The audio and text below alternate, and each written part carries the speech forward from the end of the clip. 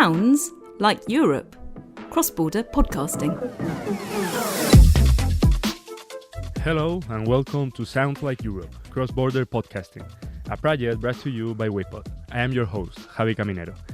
A few weeks ago, I had a great conversation in this podcast with Hungarian journalist and podcaster Manu Tomillo about the current state of the podcasting industry in Hungary. Meeting colleagues from different parts of Europe has been great so far, mainly because I'm learning a lot thanks to these chats, and I really hope you feel the same way. But today's episode is especially interesting for me because I'm talking to someone who will give me some knowledge about the podcasting industry in my neighbor country, in Portugal. Are we alike? Do we even share the same interests? Just looking at the charts in Portugal, I think I can see some similarities. For example, entertainment and comedy podcasts seem to be the biggest hits there, and that success, the success of comedy podcasts, is something we are kind of used to here in Spain. But to discuss everything related to today's topic and to learn more about podcasting in Portugal, as I said, I need to talk to someone who can lead the way. Luís Sousa, Content Director at Bruá Podcasts. Hola Luís, bem-vindo. Hola, Javi. Thank you very much for the possibility to be here talking to you in Sounds Like Europe and to get our story shared throughout Europe and get to know how other markets and how other areas of Europe work around this sector that it's so exciting to be in. So thank you very much for this opportunity. Thank you for being here. And first of all, to begin, tell me your relationship with podcasting. How did it begin and what's your story? Okay, so I'm going to try to be relatively short about my story. So how you said in the beginning, I'm Portuguese. I was born in Portugal, but I was born in a specific area of Portugal, which are the Azores, a tiny little set of islands in the middle of the Atlantic. And that is very interesting because I don't know if you have this experience of being born in a smaller place, but if you want something to happen in a smaller area, you really have to go out and get it and you have to do it yourself. So that was always my relationship with the culture above everything. I was ever since I was very young, I did the theater. I started my first theater group when I was very young, at the age of 13. And my story was always around culture in its many different areas. I worked in theater for many years. I directed companies. I wrote plays. Then I shifted to television. I wrote a couple of TV shows, and I had the opportunity to direct them. I worked in the areas of cultural public policy. So I've always walked around the sector in many different areas until suddenly one of the people who are very important for this story, one of the partners here at Bruá, started listening to podcasts and started showing me podcasts. And I started to get very attached to the possibilities of what audio could really imply. How can you tell stories? How can you create different contents with it? Because it's a very interesting medium, because it makes you have to work with limitations that the visual side sometimes doesn't have. So my life story has always been around producing content, being able and having fascination with telling unknown stories and different perspectives. And podcasts just seemed like a natural way, podcast and audio overall, of being able to do that. How could you create different narratives? How could you remove the physical limitations of everything? How can you open a universe that allows you to tell stories in 19th century China or in space or deep in the oceans? So my relationships with podcasts has always been through that specific side of being a producer who wants to tell stories, and I've seen here a very accessible medium to be able to do that. And tell me about your company. You mentioned it. We talked about it on the introduction, Bruá Podcasts. How and when did you begin to produce podcasts as Bruá, and how has been your journey so far? Okay, so what is Bruá? First of all, we are an independent podcast production company that works specifically in the audio format. We started in 2019, and we pretty much work in two different verticals or two different sectors. We have a more commercial approach, so we work with ONGs, media groups, specific companies, and we help make podcasts for them. So we enter in any part of the process. We can idealize, we can record, record, we can edit, we can do the graphic design, we can do any part of the process. And that is the main thing that gives the financial stability to the project. But then we have a second side, which is our own editorial line, our own portfolio, our own bunch of programs and stories that we want to tell. So we work in those two different areas. The company started for a very interesting motive. First of all, there's 4 of us. We're 4 partners. We have a lot more people working, but 4 founders of the company. And we all had a specific connection to culture, to arts, to telling stories. I always wrote and made these things happen. Rita, which is one of the very important people in our company, has always worked in the technical side of it. She has a degree in cinema, so she was the one that made things happen in a technical perspective. And then Tiago and Cerdeira, the 2 other partners, came from the finance and economic sector, so they knew how to give a backbone to an artistic project. And it was this confluence of 4 different sensibilities of being able to make it, being able to give a backbone to a company that allowed us to grow. And we always had 2 specific end goals with this company. First and foremost, we looked at the market and we looked at the kind of content we consumed and we liked, and we saw that in Portugal it didn't exist. When we appeared, something so typical as a true crime podcast did not exist in Portugal. So we decided we had to go there. So looking at the landscape, we saw, this is strange. The things we like and the things we want to do, they don't exist. So let's do them. The second thing that was very important for Bruá and for our mindset in particular was we were always very conscious that we didn't want to work one specific program. We weren't going to be the guys who did that show, or we weren't the team behind that program. We wanted to work with the entire medium. So our mindset was always, okay, what are people doing in Europe and America and different markets that we are not doing? How is podcasts going to eventually stagnate? And how can we be one step ahead? So we were always working in the present with our eyes both set on the past of the things that other people were already doing, but on the future, on the things that needed to happen and that we wanted to be the first ones to do it. And that has always been, I think, our key to success. If I can call it success, I think that the company has been successful so far. It says we do not work one specific genre. We don't work one specific show. We want to work with all the potential that this medium has to offer. Yeah, I think that's the perfect mindset to succeed in this medium of podcasting, and it's also very nice that you have this within the 4 founders of Bruá. I mean, I know you have quite a team of journalists working with you as well, but these 4 profiles, you are completing each other, and you have many parts of the same circle, just to put it some way, covered with your line of works, and that's one way I believe of. Yeah, it's very important. I don't know if you had that experience, but since I was always involved in this cultural medium, I had a ton of projects that never happened because we end up always being artists working with artists. So, and that is not enough. You need to know that every single piece and every single person has something different to bring. Artists don't know, or many times don't have the know-how to monetize certain things, to build solid business structures. And those things are essential to make an artistic project work. And that is what I think we managed to find here, and the confluence that ended up bringing some stability to this kind of project. We're not just artists doing arts.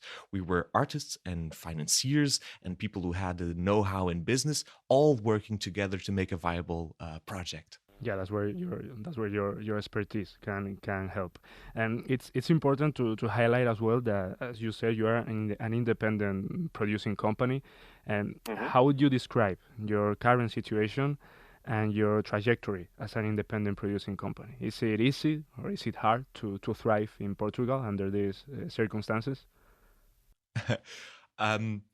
It's I wouldn't say it's neither easy nor hard. It's a game of its own, because we're kind of stuck between two different levels. Because above us, you have the big companies, the usually connected to radio or media groups, and those groups have different ability to produce content. They're bigger, they have bigger budgets, they have teams at hand. So we're always looking up to them and thinking, okay, how can we anticipate? How can we try to compete with them? How can we try to reach those levels? And above us and below us, we have this huge group of very, very independent producers. And when we're talking about independent producers, we're not even talking many times about structures. We're talking about individual producers that have their own specific shows and their own specific talents, and they usually work one specific content. So I'm the producer of this specific show and I'm going to make it happen. So we're one of the few examples in Portugal. There's probably just 2 or 3 that operate in this in-between level. So this means that we end up having more solidity and a stronger structure than those below us. And many times we can reach out to them and tell them, let's cooperate, let's work together, because we can bring backbone to your project. But at the same time, there are the players above us, which we are always looking at, and we're always thinking, okay, how can I anticipate and how can I eventually overcome those players? And this in-between level brings us one strategic advantage, which is freedom and speed. Freedom and speed, that's what we have. I want to give you a very specific example. One of the shows we released is a show called Oniroscópio, which in English could be translated to The Dreamscope. It's an original IP, it's a terror story, and it's a choose-your-own-adventure. So imagine this. At the time we released this show, it was one of the first fiction podcasts in Portugal. It was one of the first horror shows in Portugal, and it was the first choose-your-own-adventure show. And it was the first time we were doing fiction. Imagine working in a big company, I don't know if you have this experience, and having to go next to the partners or to the board of directors and say, well, guys, I'm going to pitch you a show. It's a choose-your-own-adventure fiction terror podcast in an original IP. That would raise some eyebrows. That would be, yeah, that's not happening. But since we are an intermediate independent company, and we all know each other and we have this freedom to be able to present our ideas, this immediately sparked joy and excitement and interest. Okay, guys, we're going to be the first to set these flags in terror, in fiction, and in Choose Your Own podcast, because we can do that, because we can take those risks. We have the corporate side that allows us to have the financial stability to risk in different things. Because if I'm going to produce the same thing that everyone else are producing, I'm not competitive. So I have to kick the ball further forward down the field. And that's a thing that only, in my opinion, an independent producer can do with the degree of freedom that it implies. Regarding this next question, I gave away kind of a spoiler in the introduction, but I wanted you to tell me either way. What are the most listened to genres in Portugal? What are the most successful podcasts there? Okay, so talking about genres, I think I usually work more with formats than specifically genres. And I think that looking at the Portuguese market, we can see 2 clear patterns. First of them is what we call a traditional, typical podcast format. So people still think that podcasting is interviews, it's microphones and 2 people freely talking. And that is the dominant format that we see in the charts. Usually celebrities, mid to high tier celebrities who have their own interview and free talk podcasts, and those dominate the charts. The second thing we see in Portugal that still has a lot of impact, and I'm starting to see it disappear in other markets, is podcasting as an offset of radio.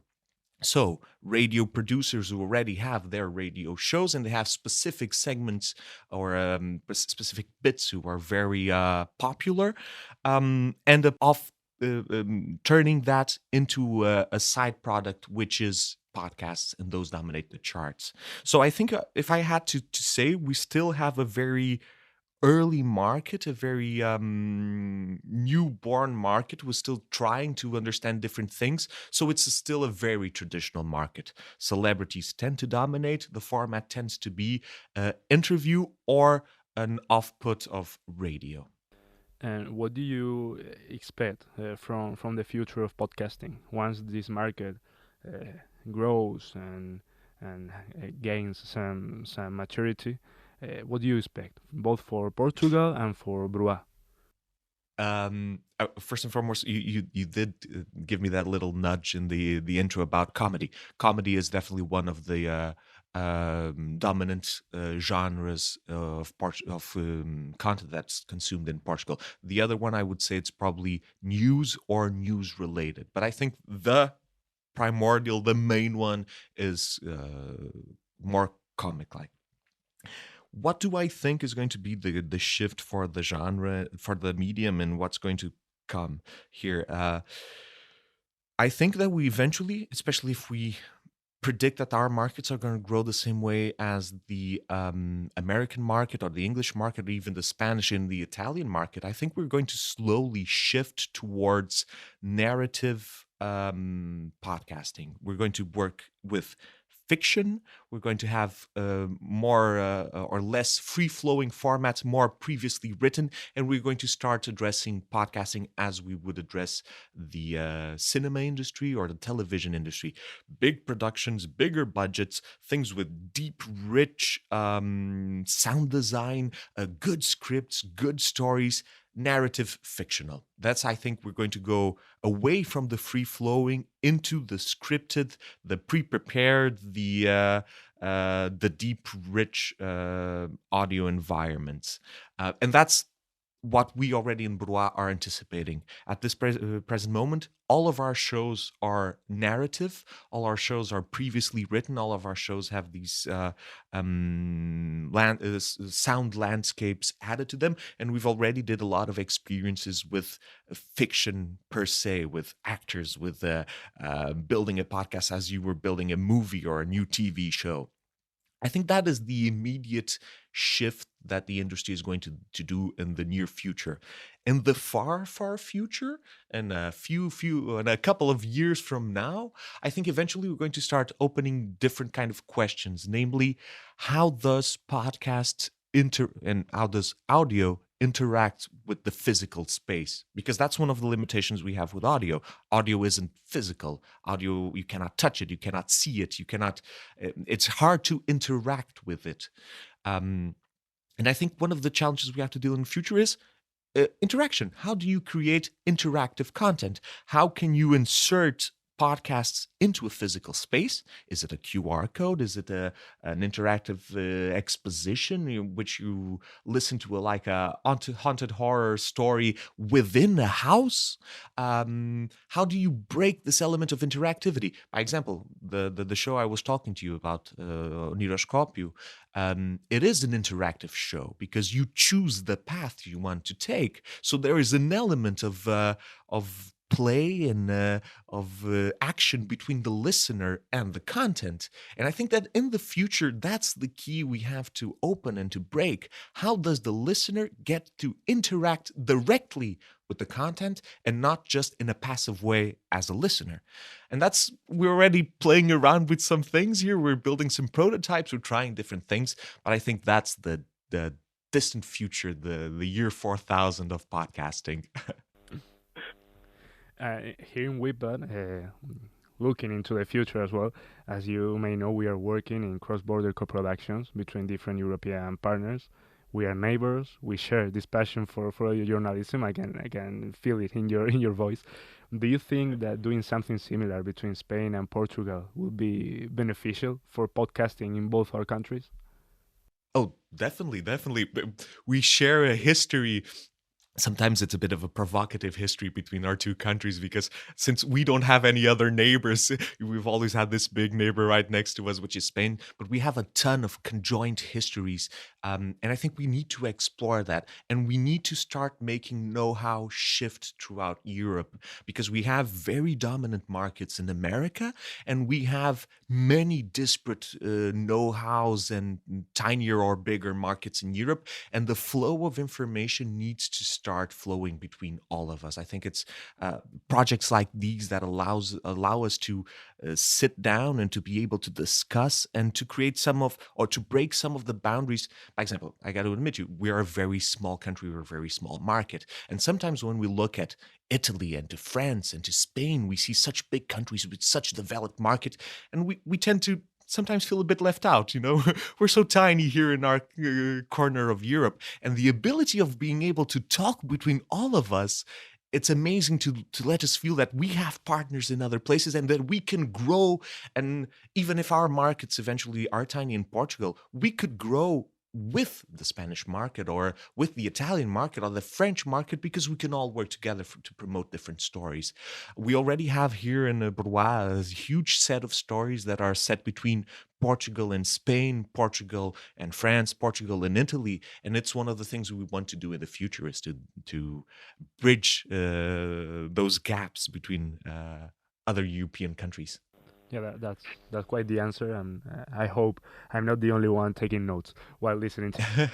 And before we end this episode, Luis, I would like to ask you the big three questions I ask to every guest here in Sounds Like Europe about the podcasting industry in your country, but that's kind of more of a personal note. Tell me, first of all, what's the most important podcast in your country right now? If you had to choose one or two to recommend. Oh boy, that's that's a very personal question. There is definitely one player that dominates the podcasting sector in Portugal, which is Extremamente Desagradável. It's one of those radio connected. It's a radio host that does one specific bit, and she has her show, and that controls the entire podcast landscape. So if you want to know what is the most typical, the most dominant, is Extremamente Desagradável. Would it be the one I would recommend? I don't know, because I think there are other shows that are pushing the industry forward. I think we did one show that I think there are two shows of ours I would like to recommend, which is Oniroscópio, because it's very different, and the other one is A Queda de Ingonish, which is the biggest, in my opinion, full-fledged podcasting production. It's a historical terror story set in the 17th century with a big cast and deep, rich sound design.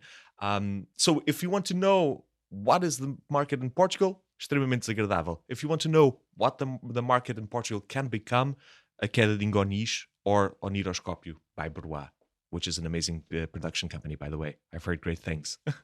When's your favorite moment to listen to your podcast? I'm a very traditional listener in that sense, that I usually listen to podcasts when I'm going to work or coming from work. I'm one of those routine listeners above everything. And when I'm cooking, I like to cook very much, and I put the podcasts blaring in the background, and I'm just listening away. And just to finish the interview, Luis, what's something that makes you stop everything you are doing? God, that is a very interesting question. What makes me stop everything and to go listen to a podcast? I am obsessed with audio experiences. I'm always looking for a different way to push the medium forward. So for me, I think is when someone tells me, usually friend recommend me a podcast and say, well, you have to listen to this because they do this thing here. You know, by example, there was a Brazilian podcast in which the shtick was that the main character is blind, as we all are when we listen to podcasts. But this character interprets sound like a blind person would interpret sound. And I was like, okay, I got to go listen to this. This hooks me up. There was another show that I was hooked on it, which is Within the Wires by Welcome to Night Vale, this amazing podcast company that produced Welcome to Night Vale. And their entire shtick was they're going to tell a narrative story only using audio logs. And the specific season that I loved was only using museum audio logs. So they were like painting number 1, the 2 flowers by no sé qué, no sé qué mais. And they tell the story of the painting that ends up connecting to a bigger story. And when I hear these kind of things, like a narrative only told through audio logs, I have to stop everything I'm doing and I have to go listen to it just to see how people are playing, how are they experimenting, how they are creating new things. I'm sorry if my answer was very long. It was perfect. It was perfect. Don't worry. Luís Sousa, content director at Bruá Podcasts. Thanks a lot for your time and for being here. It's been great talking to you in Sounds Like Europe. Thank you very much for this opportunity, Javi. It was a great pleasure. And to everyone listening on the other side, I've been your host, Javi Caminero. Thank you for doing so, and I hope you come back in 2 weeks. Bye-bye. Sounds Like Europe, Cross-Border Podcasting is a WePod podcast funded by the Creative Europe programme. Hosted and written by Javi Caminero, sound design by Manu Tomillo, coordinator Alexander Damiano Ricci, executive producer Anna Ribera.